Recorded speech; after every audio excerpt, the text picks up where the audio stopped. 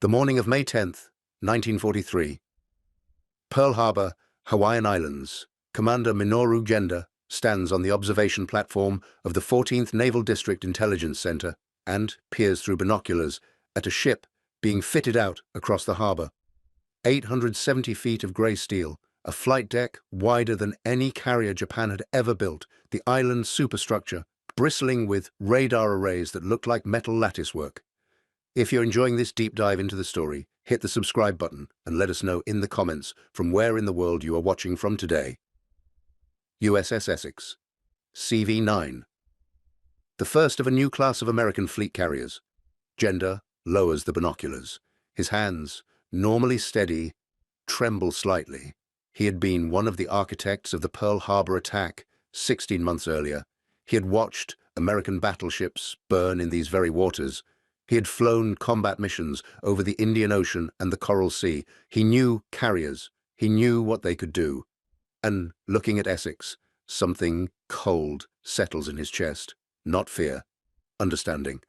Japan had started the war with 6 fleet carriers, the best in the world: Kaga, Akagi, Soryu, Hiryu, Shokaku, Zuikaku, crews trained to perfection, pilots with hundreds of combat hours, doctrine refined through years of war games and exercises. And in 6 months, from December 41 to June 42, Japan had run wild across the Pacific, sunk 2 American fleet carriers, devastated the Royal Navy in the Indian Ocean, seized territory from Burma to the Gilbert Islands. Then, Midway, 4 carriers lost in one day: Akagi, Kaga, Soryu, Hiryu. Gone. 248 aircraft destroyed, hundreds of irreplaceable pilots dead or drowned. The Naval General Staff in Tokyo had called it a setback, a temporary reversal. New carriers would be built, new pilots trained. The war would continue. Genda had read those reports and said nothing, because he had done the mathematics, and the mathematics were merciless. Japan had 2 fleet carriers left: Shokaku and Zuikaku, 1 light carrier, Ryujo, 2 more fleet carriers under construction, Taiho, which would not be ready until 1944, Shinano being converted from a battleship hull, which might never be ready at all. 5 carriers total, perhaps 6, if everything went perfectly. He looks back at Essex through the binoculars. Behind her, along the waterfront, he can see the skeletal frames of 2 more carriers under construction. And according to intelligence reports from Tokyo, the Americans were not building 2 or 3. They were building 24. 24 Essex-class fleet carriers. The number seemed absurd, impossible. Japan's entire steel production for a year equaled what 1 American steel mill in Pittsburgh could produce. The oil Japan desperately needed from the Dutch East Indies amounted to what Texas alone pumped in a month. But numbers on paper were abstract, theoretical. Staff officer could look at production figures and dismiss them as propaganda, inflated estimates designed to discourage Japan. What Genda understood, standing on this observation platform, watching Essex prepare for sea, was that this was not propaganda. This was steel. This was real. And it was just the beginning. Naval General Staff Headquarters, Tokyo, June 7th, 1943. Vice Admiral Motome Ugaki sits at his desk and reads the latest intelligence summary from the Combined Fleet's Operations Section. His reading glasses perch on his nose. His pen, normally used for diary entries, lies untouched beside a growing pile of reconnaissance photographs. The photographs show American carriers, not the old pre-war Lexington and Saratoga, not even the Yorktown-class ships that Japan had fought at Midway and Coral Sea. New ships, larger, more heavily armed.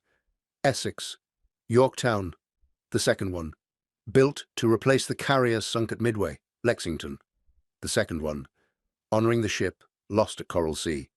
Bunker Hill, Intrepid, each one 27,000 tons standard displacement, 36,000 tons fully loaded, each one carrying 90 aircraft, more than Akagi or Kaga had ever carried, more than Shokaku and Zuikaku carried now, and they were appearing faster than seemed possible.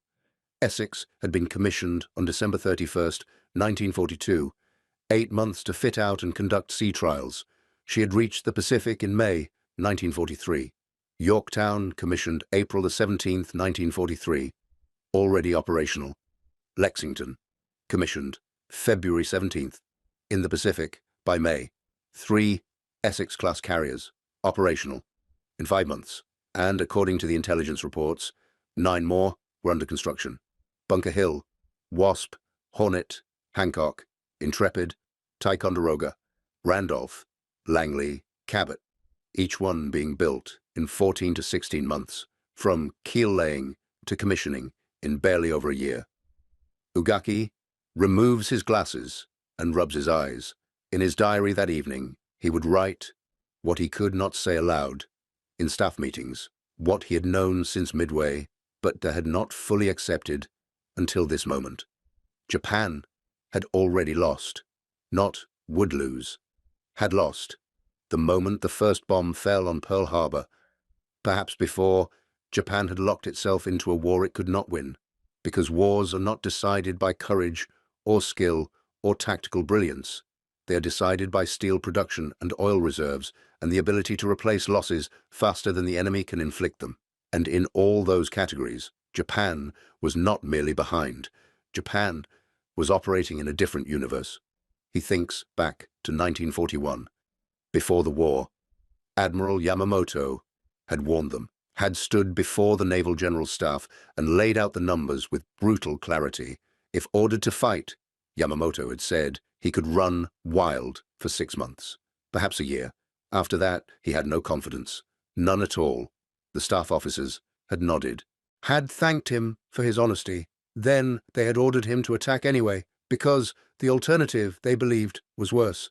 The Americans and British were strangling Japan with oil embargoes. The Dutch East Indies held the oil Japan needed. Seizing the East Indies meant war with America, and war with America meant gambling everything on a short, decisive conflict that would force the Americans to negotiate. The gamble had failed at Midway, and now, reading these intelligence reports, watching the Essex-class carriers multiply like some industrial nightmare, Ugaki understands that the gamble had been doomed from the start. Newport News Shipbuilding, Virginia, March 15th, 1943. Welder James Patterson climbs down from the hull section of CV-10, the New Yorktown, and pulls off his mask. Sparks still dance along the steel where he had been working. The smell of hot metal and ozone hangs in the air. Around him, the shipyard operates 24 hours a day. 3 shifts: day crew, swing shift, graveyard crew. The work never stops. Patterson has been a shipbuilder for 18 years. He had worked on merchant vessels, destroyers, even helped build the old Yorktown, CV-5, which the Japanese sank at Midway last June. But this is different. This is industrial warfare on a scale he had never imagined. The Essex-class carriers are being built using standardized components, prefabricated hull sections manufactured at separate facilities, then transported to the shipyard and welded together like enormous pieces of a puzzle. The bow section of every Essex is identical. The stern section is identical. The island superstructure, the flight deck supports, the engine room bulkheads, all standardized, all interchangeable. If one shipyard encounters a problem with a design element, the solution is immediately transmitted to all other yards, building Essex-class ships. Newport News, building Essex, and 5 others. Bethlehem Steel's Fall River Yard in Massachusetts, building 4. Brooklyn Navy Yard, building 3. Philadelphia Navy Yard, building 3. Norfolk Navy Yard, building 4. 4 shipyards, 24 carriers. Patterson lights a cigarette and watches a massive armor plate being lifted by crane toward Yorktown's hull. 63 millimeters of special treatment steel, not quite as heavy as the Japanese carrier's armor, but enough to stop a 250-kilogram bomb without critical damage, enough to keep the ship afloat even after multiple hits. He thinks about the Japanese, thinks about what they must be feeling, watching this, because the intelligence briefings filtered down even to the workers. The Japanese had 6 fleet carriers At the start of the war, lost 4 at Midway. Have 2 left. Are building maybe 2 or 3 more. And the Americans are building 24, not counting the 9 Independence-class light carriers being converted from cruiser hulls, not counting the dozens of escort carriers being mass-produced for submarine hunting and convoy escort. 24 fleet carriers alone. Patterson drops his cigarette and crushes it under his boot. The mathematics are simple, brutal, and absolutely decisive. America is not fighting this war like a traditional naval power. America is fighting it like a factory, and factories do not lose wars of production. Combined Fleet Headquarters, Truk Atoll, August 25th, 1943. Admiral Yamamoto is dead. Killed when American P-38 fighters intercepted his transport aircraft over Bougainville in April. Admiral Minechi Koga has assumed command of the combined fleet, and on this morning, reading the reconnaissance reports from Pearl Harbor, he understands why Yamamoto had felt only dread after Pearl Harbor. The reports list American carriers present at Pearl Harbor or operating in the Central Pacific: USS Essex, USS Yorktown, USS Lexington, USS Bunker Hill, USS Independence, USS Saratoga, old but still operational, USS Enterprise, the one pre-war carrier that had survived everything Japan threw at her, 7 fleet carriers, and that does not include the carriers operating with the South Pacific forces or conducting training exercises off the American West Coast. Koga sets down the report and looks at the map on his wall. Red pins mark Japanese positions, blue pins mark known American positions. The blue pins outnumber the red, and more blue pins appear every month. The Essex-class carriers had begun arriving in the Pacific in May. By August, 4 are operational. By December, intelligence estimates 9 will be in combat. By mid-1944, perhaps 15. Each one carrying 90 aircraft, each one capable of launching strikes at ranges that make traditional naval tactics obsolete. Each one backed by a logistics system that allows them to remain at sea for months without returning to port. Koga thinks about the carriers Japan has, Shokaku and Zuikaku, veterans of Pearl Harbor and Coral Sea, both showing wear, both requiring maintenance. Junyo and Hyo, converted from passenger liner hulls, smaller, slower, less capable.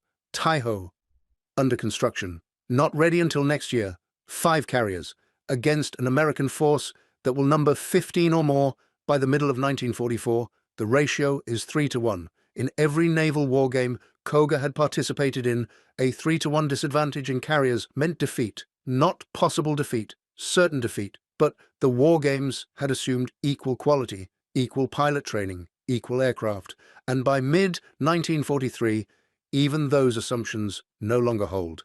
The Americans had introduced the Grumman F-6F Hellcat, a fighter designed specifically to kill the Zero. Faster, tougher, more heavily armed. American pilots train for months, fly hundreds of hours before seeing combat. Japanese pilots by 1943 are lucky to receive 100 hours of flight training. They learn to take off and land, learn basic gunnery, then are sent to die against pilots who have been training since before Pearl Harbor. Koga picks up his pen. In his daily report to Tokyo, he writes what he has written every day since taking command.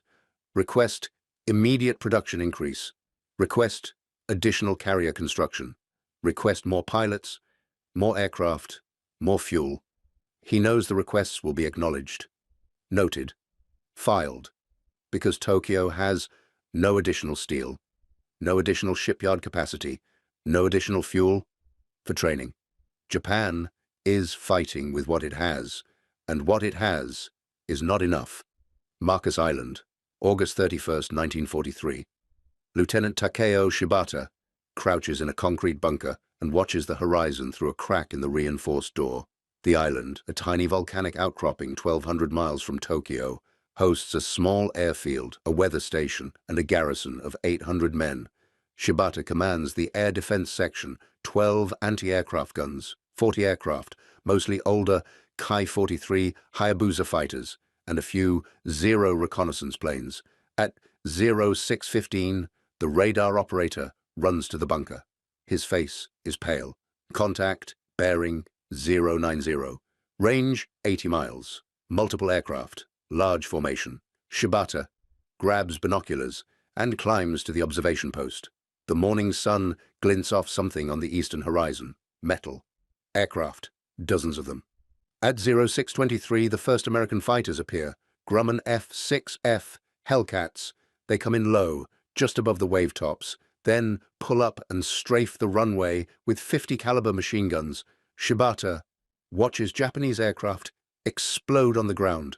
Fuel tanks rupture, ammunition detonates. The attackers move with precision. 4 plane divisions, each one targeting a specific area. The runway, the hangars, the fuel storage tanks. Behind the fighters come the dive bombers, SB-2C Helldivers. They climb, roll inverted, and plunge nearly vertical. Bombs slam into the runway, tearing craters 15 feet deep. More bombs hit the barracks, the communications center, the seaplane ramp, and behind the dive bombers come the torpedo bombers, TBF Avengers. They attack the gun positions, the radar station, the supply dumps. Rockets streak from under their wings. 5-inch high-velocity aircraft rockets. They hit with the force of artillery shells. The battle lasts 18 minutes. Then the American aircraft withdraw. Shibata emerges from the bunker into smoke and fire. 22 of his 40 aircraft are destroyed. 7 hangars demolished. The runway is unusable. 31 men are dead. 2 American aircraft were shot down. Both pilots were recovered by submarine. That evening, sitting in the ruins of the command post, Shibata writes his report. But what he remembers is not the bombs or the rockets or the burning aircraft. What he remembers is the number of attackers. He had counted over 100 American aircraft in the strike. According to intelligence briefings, a single Essex-class carrier carries 90 aircraft, but the strike had come from 3 carriers, Essex, Yorktown, and the light carrier Independence. 3 carriers, over 250 aircraft between them, capable of appearing anywhere in the Pacific, striking with overwhelming force, then disappearing over the horizon. Shibata had fought in China, had flown combat missions over Burma and the Philippines. He knew what Japanese carrier strikes looked like, knew the careful coordination required, knew the risks of launching large formations.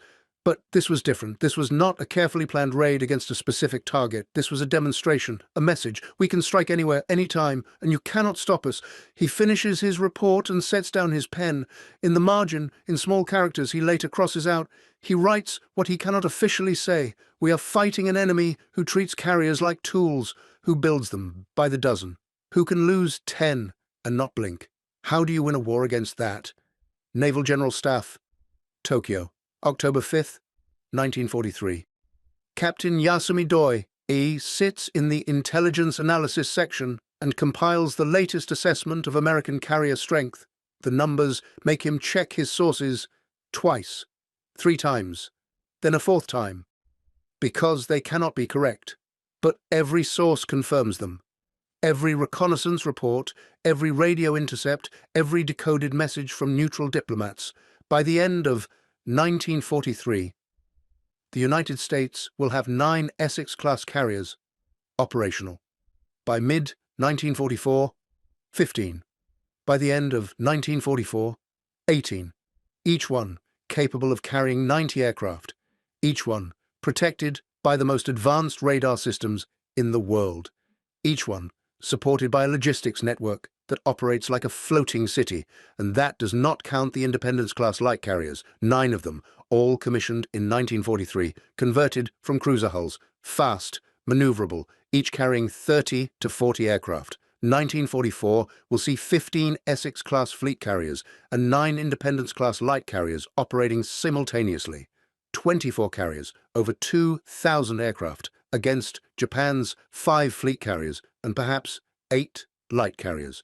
If everything goes perfectly, if no carriers are sunk, if the shipyards complete construction on schedule, if fuel allocations continue. Doi sets down his pen and looks at the map on the wall. The map shows the Pacific. Red shading indicates Japanese-controlled territory. In December 1941, that shading had covered everything from the Gilbert Islands to Burma, from the Aleutians to the Dutch East Indies. Now, October 1943, the red shading is shrinking. The Allies had retaken Guadalcanal. The Gilberts would be next. Then the Marshalls. Then the Carolines. Each island chain bringing American bombers closer to Japan. Each advance supported by carriers, by Essex-class. Carriers that appeared in groups of 3 or 4 or 6, launched strikes that overwhelmed defenses through sheer weight of numbers, then moved on to the next target.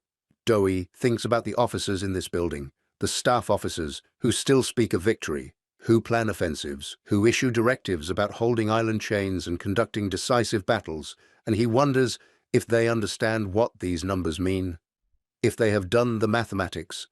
Because the mathematics are simple. Japan cannot build carriers fast enough to replace losses, cannot train pilots fast enough to maintain quality, cannot produce enough fuel to keep existing carriers operational. And the Americans are building carriers faster than Japan can sink them, building aircraft faster than Japan can shoot them down, training pilots faster than Japan can kill them. It is not a war anymore. It is an industrial execution. Slow, methodical, inevitable. That evening, Doi writes in his personal journal, not his official reports, his journal, the one he keeps locked in his desk. He writes what he cannot say in briefings or meetings or official documents. By the time the Americans finish building their 24 Essex-class carriers, Japan will have perhaps 6 or 7 fleet carriers. The ratio will be 4-1. No navy in history has won a carrier war against 4-1 odds. Rome defeated Carthage through superior production. Britain defeated Napoleon through control of the seas and industrial capacity. And now America will defeat Japan the same way.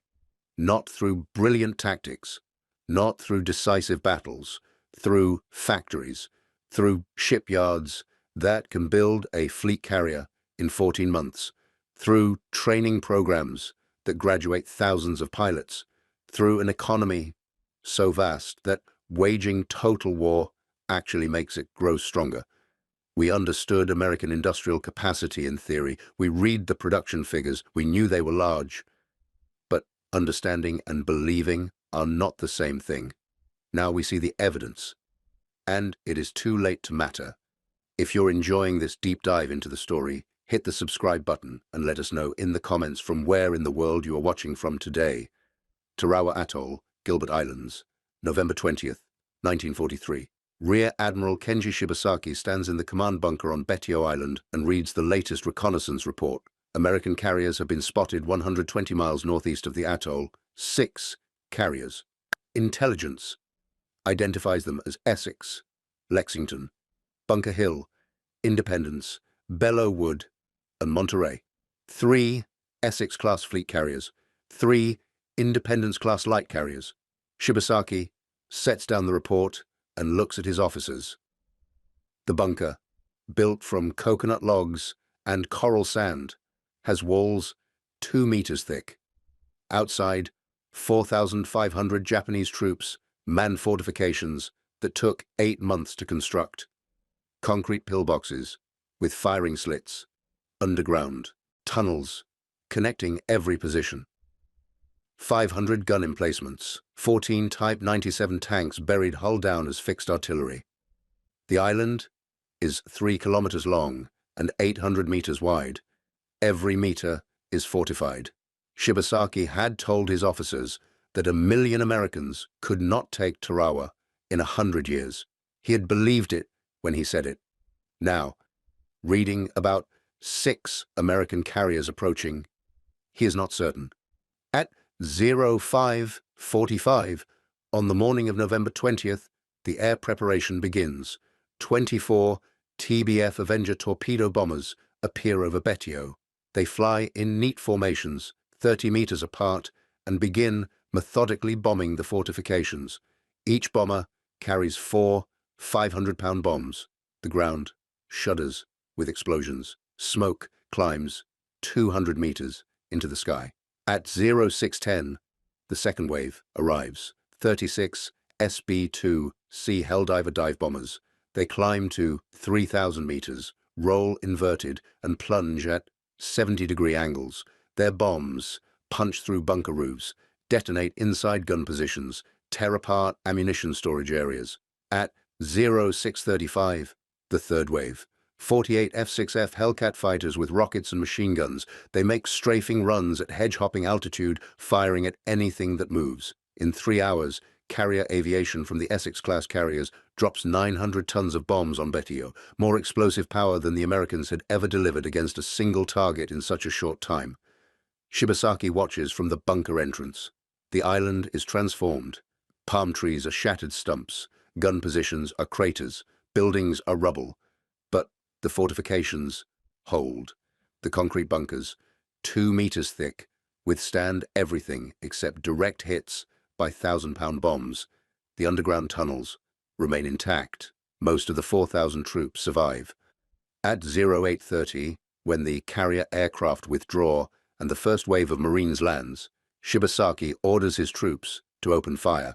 The Marines die by the hundreds on the reef and beaches. The battle will last 76 hours. Over 1,000 Americans will be killed, 3,000 wounded. But in the end, Tarawa falls. Of 4,500 Japanese defenders, only 17 survive to be captured. Shibasaki dies on the second day when a shell from a battleship collapses the command bunker. His last radio message to Tokyo is brief. The enemy carrier aviation is unlike anything we prepared for. They strike continuously. They have unlimited ammunition, unlimited bombs. When one wave withdraws, another appears. We cannot win against this. In Tokyo, reading Shibasaki's final reports, Admiral Ugaki writes in his diary, what he writes every night now. The Americans fight as if they are spending money they know they will earn back. They waste ammunition because more is coming. They waste aircraft because more are being built. They waste supplies because their logistics ships can deliver more in hours than we can accumulate in weeks. Japan must hoard every bullet, every shell, every drop of fuel. You cannot win a war when one side hoards and the other spends freely. If you find this story engaging, please take a moment to subscribe and enable notifications. It helps us continue producing in-depth content like this. Naval Air Station, Corpus Christi, Texas, December 15th, 1943. Flight instructor, Commander Richard Kane, watches his student, aviation cadet, William Dean, complete his carrier landing qualification. Dean has been in training for 11 months, 2 months of ground school, 3 months flying Stearman, PT-17 trainers, 4 months on North American SNJ Texans, 2 months specializing in fighters. Now, carrier qualifications. Dean flies his F-6F Hellcat in a tight pattern around the training carrier USS Wolverine, an old paddle wheel steamer converted for pilot training on the Great Lakes. The deck is short, the approach requires precision. Dean drops his landing gear, sets his flaps, cuts power, and glides toward the stern. His wheels touch. The arresting hook catches the third wire. The Hellcat jerks to a stop in 50 meters. Kane marks his clipboard. Landing qualification complete. Dean is now carrier qualified. His training has taken 11 months. He has logged 320 hours of flight time. He can navigate by instruments, can land on a carrier deck in rain, wind, darkness, can conduct combat formations, gunnery runs, dive bombing attacks. He is 22 years old. He will report to Air Group 15 aboard USS Essex in January 1944. Kane thinks about the Japanese. According to intelligence briefings, Japanese pilot training by late 1943 has been cut to 6 months. Flight time 100 to 150 hours. The Japanese do not have the fuel for longer training, do not have the aircraft to spare, do not have the time. They are losing pilots faster than they can train replacements. Every carrier battle, every island defense, every bomber interception mission cost Japan pilots who cannot be replaced, and the Americans are producing pilots by the thousands. Corpus Christi alone graduates 200 carrier pilots per month. Pensacola graduates 300. Jacksonville graduates 250. By the end of 1943, the United States is producing over 2,000 carrier pilots per month. 2,000. Japan is producing perhaps 200. A 10-to-1 ratio. Kane watches Dean taxi his Hellcat to the parking area and thinks about what this means. In 6 months, Dean will face Japanese pilots with half his training, flying aircraft that are slower, less rugged, less heavily armed. The outcome is predictable, inevitable. It is not a fair fight. It is not meant to be. This is industrial warfare, and in industrial warfare, the side with more factories wins. Truk Atoll, Central Pacific, February 17th, 1944. Vaisum. Admiral Masami Kobayashi stands on the bridge of the heavy cruiser Atago and watches American aircraft fill the sky. The attack had begun at 06:45.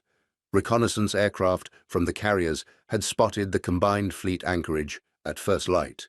By 07:15, the first strike wave appeared. 72 aircraft from USS Essex, then waves from Yorktown, Intrepid, Bunker Hill, Enterprise, over 450 aircraft in the first hour. Kobayashi counts the carriers. 9. According to the radio intercepts, this is Task Force 58, the largest carrier striking force ever assembled. 9 Essex-class carriers, 3 light carriers, 6 battleships, 12 cruisers, 40 destroyers.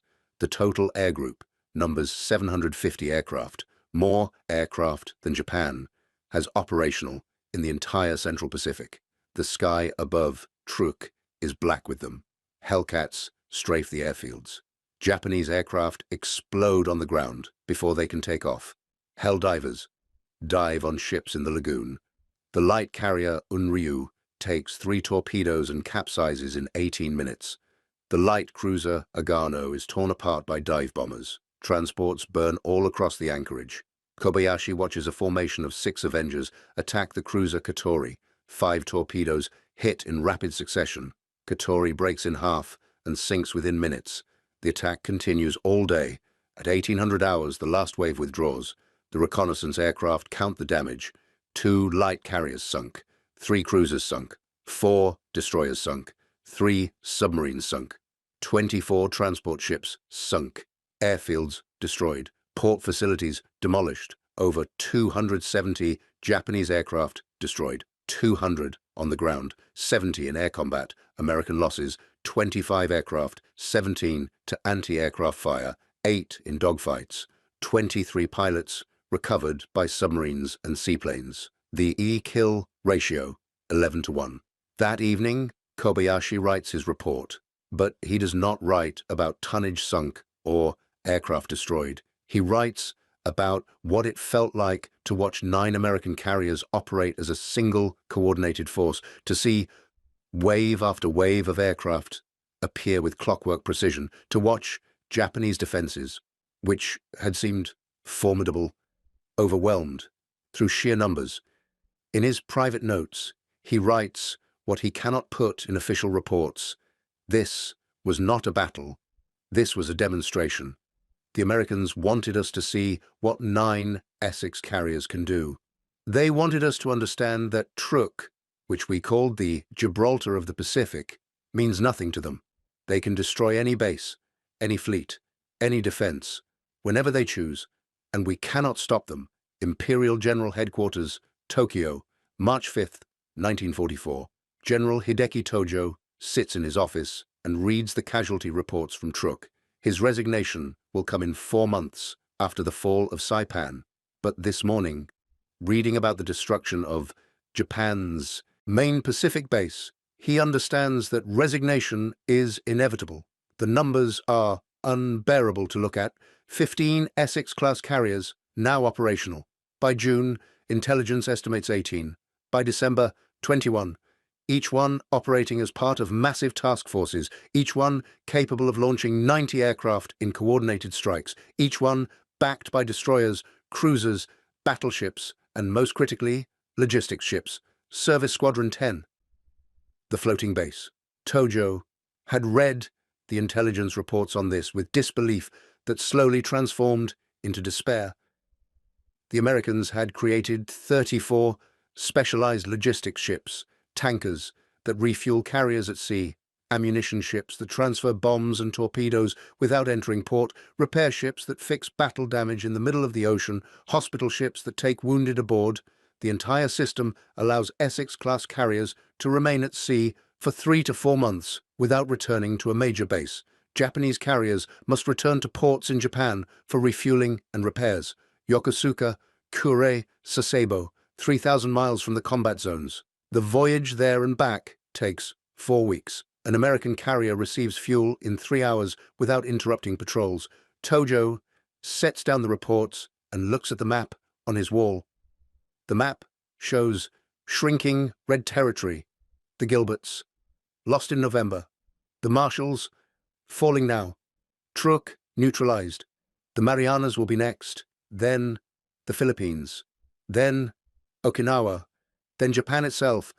Each island chain brings American bombers closer, each advance supported by carriers that operate with impunity because Japan no longer has the aircraft or pilots to challenge them. He thinks about the decisions made in 1941, the decision to attack Pearl Harbor, the belief that a short, decisive war would force America to negotiate, the assumption that American industrial capacity, while large, would not be fully mobilized for years.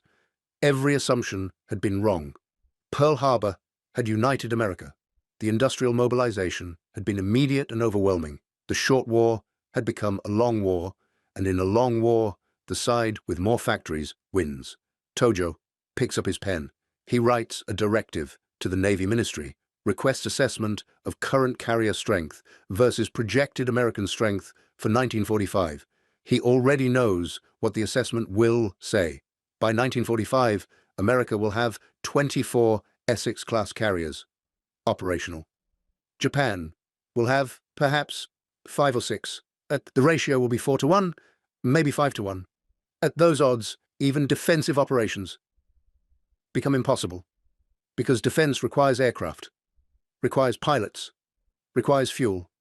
And Japan has none of those in sufficient quantities. The directive is a formality, a way of documenting what everyone already knows. Japan has lost the carrier war, has lost control of the Pacific, has lost the ability to prevent American forces from reaching the home islands. All that remains is deciding how the war will end. Philippine Sea, west of the Mariana Islands, June 19th, 1944. Vice Admiral Jisaburo Ozawa stands on the bridge of the carrier Taiho and watches his aircraft launch for what will be called the Great Marianas Turkey Shoot. He commands the 1st Mobile Fleet, 9 carriers with 473 aircraft. Facing him, Admiral Raymond Spruance commands Task Force 58, 15 carriers with 956 aircraft. The numbers alone should have warned Ozawa, but he has a plan. Japanese aircraft have greater range. The A-6M0 can fly up to 1,900 kilometers. The American F-6F Hellcat can manage 1,520. Ozawa intends to strike from 300 miles. From there, his aircraft can hit the Americans, then land at airfields on Guam to refuel before returning. The Americans cannot reach him at that range. It is a perfect plan, except for one detail: American radar. At 1000 hours on the morning of June 19th, the radar operator on USS Yorktown detects a large formation of aircraft at 150 miles. The communications officer immediately relays the information to Admiral Mark Mitcher, commanding Task Force 58. Mitcher reads the report and picks up the phone.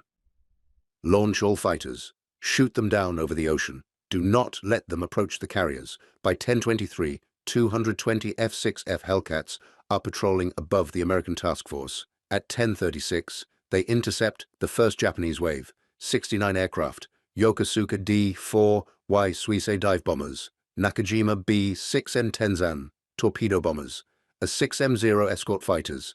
Lieutenant Alex Vratsiu, the same pilot who had fought at Truk, is flying at 6,000 meters. Below him, he sees the Japanese formation. He switches his radio to his division's frequency. We hit the bombers. Leave the fighters unless we have time. Fast pass from above. Then out at speed, he rolls his Hellcat inverted and dives. His speed climbs to 650 kilometers per hour. In his sights, a D-4Y Suisse. He presses the trigger. 100 rounds per second pour from his 6 machine guns. The Japanese bomber explodes in midair. He pulls up, reverses, dives again. Another burst, another explosion. The Japanese try to maneuver, but the Hellcats have every advantage. Altitude, speed, numbers, training. They make pass after pass, never allowing the enemy to form organized attacks. In 15 minutes, of the 69 Japanese aircraft in the first wave, only 17 break through to the American ships. They drop bombs and torpedoes. Every hit falls into the sea or fails to penetrate armor. Not a single ship is sunk. Japanese losses in the first wave: 42 aircraft. At 1100 hours, the second wave appears. 130 aircraft. Radar picks them up. Another 140 Hellcats take off. The outcome is the same. The Japanese attack in a scattered small groups. The Hellcats shoot them down by the dozens. Losses of the second wave: 97 aircraft. At 1300 hours, the third wave: 47 machines. Only 7 survive. At 1500 hours, the fourth wave: 82 aircraft. Only 9 withdraw intact. In a single day, Japan loses 330 aircraft out of 473. Pilots who took years to train die in minutes. The Americans lose 29 aircraft, most to fuel exhaustion, not combat. The ratio, 11-1. Again. But the day is not over. At 15:30, the submarine USS Albacore torpedoes Taiho. Ozawa's flagship takes 1 torpedo in the hull. The damage seems manageable. But aviation fuel begins leaking from damaged tanks. Vapors spread throughout the ship. At 18:32, a spark ignites the fumes. The explosion tears Taiho apart from within. At 20:28, the carrier sinks. Ozawa transfers to a cruiser and tries to rally the remnants of his fleet. But at 20:30, the submarine USS Kavala torpedoes the carrier Shokaku, a veteran of Pearl Harbor, the only Japanese carrier to survive Midway. Shokaku goes to the bottom at 2200 hours. In one day, Japan loses 3 carriers and 330 aircraft. The Americans lose not a single ship.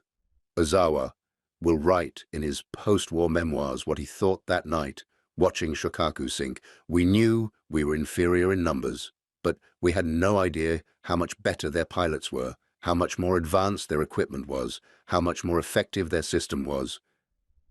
We did not lose a battle. We lost the war. After June 19, 1944, Japanese carrier aviation ceased to exist as a real force. The Essex carriers destroyed it in one day. Leyte Gulf, Philippines, October 24, 1944. Vice Admiral Takeo Kurita stands on the bridge of the super battleship Yamamoto and looks at the map. Before him lies Operation Shogo 1. Victory 1. The plan is simple.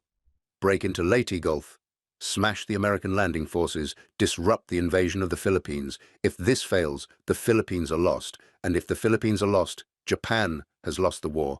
Kurita has 5 battleships, Yamamoto and Musashi, the largest battleships in the world. 10 heavy cruisers, 2 light cruisers, 15 destroyers. Yamato's main battery consists of 9 460mm guns. Each shell weighs 1,460 kilograms. Maximum range, 42 kilometers. Armor thickness, up to 410 millimeters. Against American carriers with their 63mm armored decks, this should be an absolute weapon. One well-placed shell, and any Essex should go to the bottom. The only problem is getting within gun range. At 10:30 in the morning, on October 24th, a scout plane from the carrier Hornet reports the coordinates of Kurita's force in the Sibuyan Sea. Admiral William Halsey receives the message and picks up the phone. All available carriers strike the enemy battleships, sink Yamamoto and Musashi at any cost. At 1200 hours, the first wave arrives. 24 SB-2C Helldivers and 12 TBF Avengers from USS Essex. The Japanese see them from far away. Anti-aircraft guns open fire. The sky blossoms with black bursts. But the American pilots are veterans. They know to attack simultaneously from different directions, stretching the anti-aircraft fire.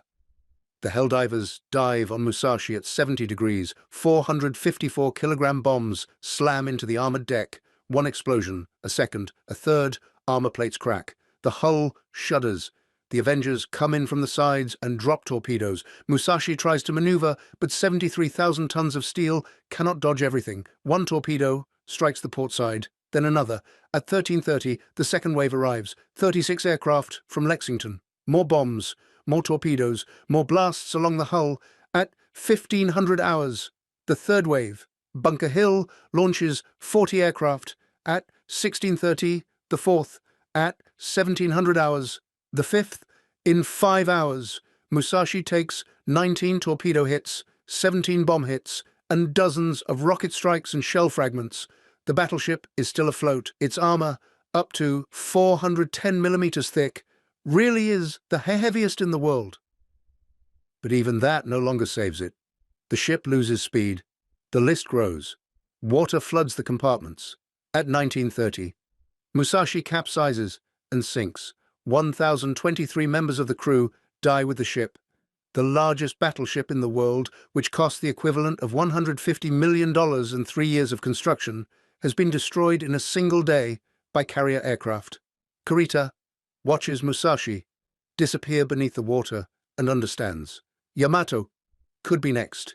If he continues straight toward Leyte, the American carriers will simply destroy his entire fleet before it ever reaches the Gulf. At 2000 hours, he orders a temporary withdrawal. But during the night, a harsh order arrives from Tokyo. Breakthrough at any cost, even if every ship is lost. He will turn back toward Leyte, will reach the approaches to the Gulf early on October 25th, will encounter not the main carrier forces, but only 6 small escort carriers. His chance to sink the Essex carriers will be gone. The battleship era is over. The Essex carriers killed it. Okinawa, April 6, 1945. 17 Essex-class carriers work in shifts off the island. 82 days of continuous operations, the longest carrier campaign of the war. USS Essex, Yorktown, Intrepid, Hornet, Franklin, Lexington, Bunker Hill, Wasp, Hancock, Bennington, Ticonderoga, Randolph, Enterprise, Bonhomme Richard, Shangri-La, Lake Champlain, Tarawa. 17 fleet carriers, plus 6 light carriers, plus dozens of escort carriers. The total air group numbers over 1,900 aircraft, more aircraft than Japan has operational on all fronts. Combined, Admiral Raymond Spruance commands the 5th Fleet. Under him, the greatest concentration of naval power in history, 40 carriers, 18 battleships, 32 cruisers, 200 destroyers, 1,500 landing ships, and facing them, Japan's final weapon, kamikaze, divine wind. From April to June 1945, Japan launches 3,900 kamikaze attacks. Young pilots, with barely 50 hours of training, deliberately crash their aircraft into American ships. The arithmetic is brutal but logical. An ordinary pilot has perhaps 10 to 20% chance of hitting his target. A kamikaze who deliberately rams it has 50 to 60%. 47 American ships are sunk, 368 damaged, 4,900 American sailors killed. The Essex carriers suffer the most. Their vast decks are perfect targets. USS Franklin, March 19th, 2 kamikaze, 832 dead. The carrier remains afloat. USS Bunker Hill, May 11th, 2 kamikaze, 389 dead. The ship stays afloat. USS Intrepid, 4 kamikaze hits over 6 months. The carrier survives all of them.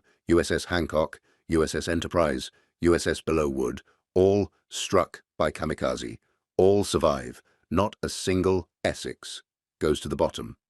Because the Americans possess something as important as armor: damage control. After Franklin nearly sank, the Navy revised its firefighting protocols, created new training programs, installed improved fire suppression systems, developed new types of foam. By the end of the war, Essex-class carriers can survive blows that would have sunk any carrier 3 years earlier. The system works, even when the weapon being used against it is death itself. Tokyo Bay, Battleship USS Missouri, September 2nd, 1945. Japan's Foreign Minister Mamoru Shigemitsu climbs onto Missouri's deck on crutches. He lost a leg in a bombing in Shanghai in 1932. He is now 58. His face is expressionless, but his hands tremble. Around the battleship lie 260 Allied ships, among them 9 Essex-class carriers: Essex, Yorktown, Intrepid, Lexington, Hornet, Ticonderoga, Wasp, Bennington, Shangri-La. Over the bay thunders an air parade of 450 aircraft, a demonstration meant to remind the Japanese delegates why further resistance is impossible.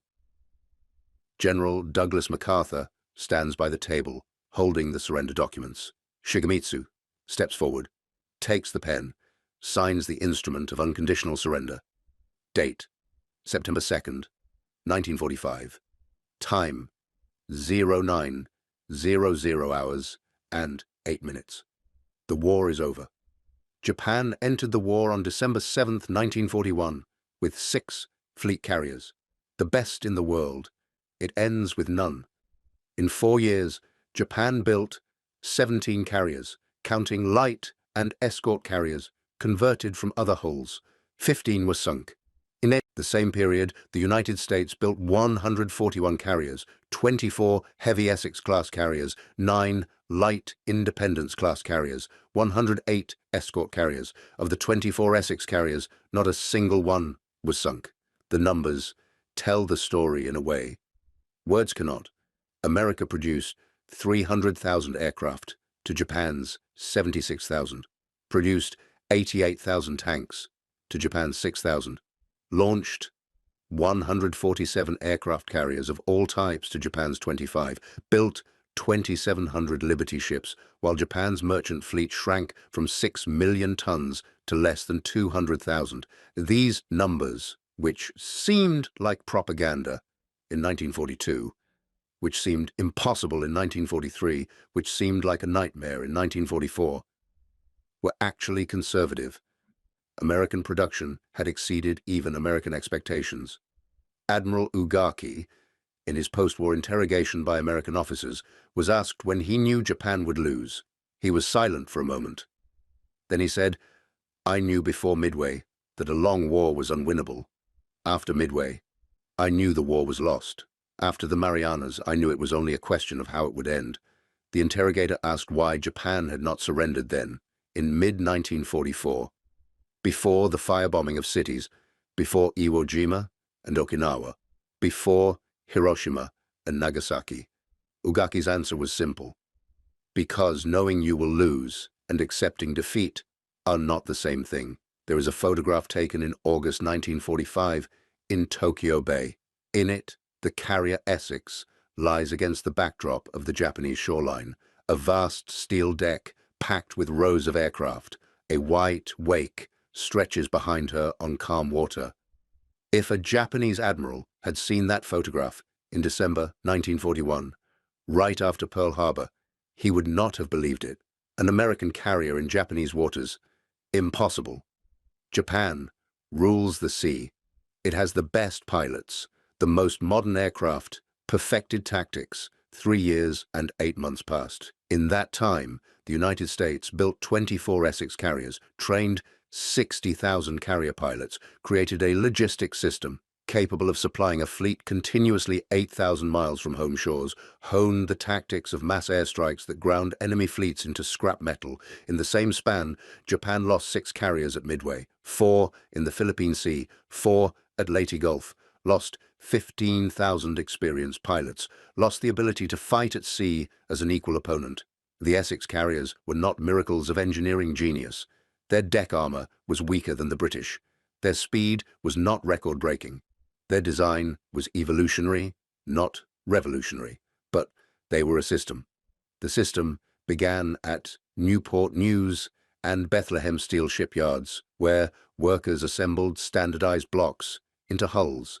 It continued at training centers in Corpus Christi and Pensacola, where cadets spent hour after hour practicing deck landings in rain, wind, and darkness. It included hundreds of logistics ships that refueled carriers mid-ocean, and it culminated in the skies over Truk, the Philippine Sea, Okinawa, where Hellcats shot down Japanese aircraft at ratios of 11-1. The system did not rely on lone geniuses or isolated heroes. It worked because every element was thought through, standardized, refined. If one pilot was killed, 3 trained replacements were waiting. If one carrier was damaged, 2 others picked up the operation. If fuel ran low, a tanker would be alongside within 4 hours. The Japanese built battleships as works of art. Yamamoto and Musashi each cost $150 million and 3 years of construction. Armor, 410 millimeters. Guns, 460 millimeters. The most powerful gun-armed warships in history. An Essex cost $78 million and took 14 months to build, and there were 24 of them. When Musashi went down after 5 waves of air attacks, Japanese sailors understood the age of the battleship was over. Artillery had lost to aviation.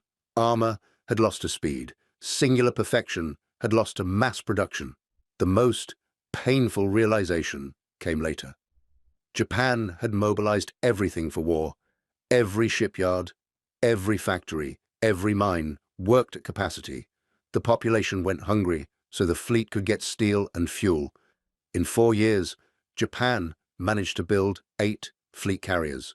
America, in the same 4 years, built 24 Essex carriers, and that was only part of its war program. At the same time, it was producing battleships, cruisers, destroyers, submarines, transports. Each year, it produced 300,000 aircraft, 50,000 tanks, millions of tons of munitions, and the population did not starve. Japanese admirals mocked the American floating factories. They believed mass production inevitably meant low quality, that the assembly line was weakness. They failed to grasp the essential point. The assembly line is strength. Standardization is advantage. The ability to stamp out 24 carriers while the enemy manages to finish 2 is not just an edge, it is a sentence. In his post-war memoirs, Admiral Ozawa would write, "We did not lose because our ships were worse. We lost because we had fewer of them, far fewer, and there was nothing we could do about it." Today, Yorktown lies in Charleston as a museum. Tourists walk her decks, children climb on the aircraft. The guide talks about the battles of the Second World War. But Yorktown is more than a museum. She is a monument to industrial civilization at its peak, a monument to an era when factories defeated armies and assembly lines defeated heroic legends. The Essex carriers were not beautiful, they were effective, and that was enough to change the world. What did Japanese admirals say when they finally understood the Essex carriers? Not in any single moment, not in any dramatic revelation, but slowly, painfully, across 3.5 years of war. They said it in Admiral Ugaki's diary entries that grew darker each month, in Admiral Ozawa's admission that he knew after the Philippine Sea the war was lost, in the kamikaze tactics born from desperation, in the final decision to surrender. They said, "We knew, we understood, and we fought anyway." Because understanding and accepting are different things, because knowing you will lose and surrendering are not the same. Because pride and honor and the inability to admit error kept the war going long after mathematics had decided the outcome. That was the tragedy. Not that they failed to understand American might, but that they understood it and attacked anyway. Understood it and continued fighting anyway. Understood it and died by the hundreds of thousands anyway. The Essex carriers did not just win the Pacific War. They proved that in modern warfare, industrial capacity matters more than tactical brilliance, that the nation with more factories will defeat the nation with better soldiers, that 15 carriers appearing in 6 months is not propaganda, it is reality, and reality in the end always wins. Thank you for watching. For more detailed historical breakdowns, check out the other videos on your screen now and don't forget to subscribe.